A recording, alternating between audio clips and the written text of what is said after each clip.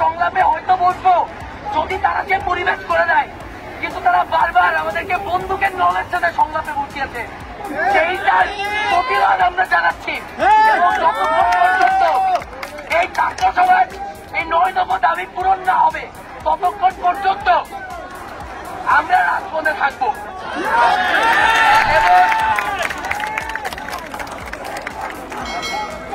এবং 24 ঘন্টার মধ্যে যদি কোন ধরনের আমাদের 9 দফা দাবির কোনো কিছু পূরণ না করা হয়, একটি যুদ্ধ পরিবেশ গঠন করে না দেওয়া হয়, সারা দেশে প্রতিটা জায়গা থেকে আমরা অসহযোগ আন্দোলনের ডাক দিয়েছি।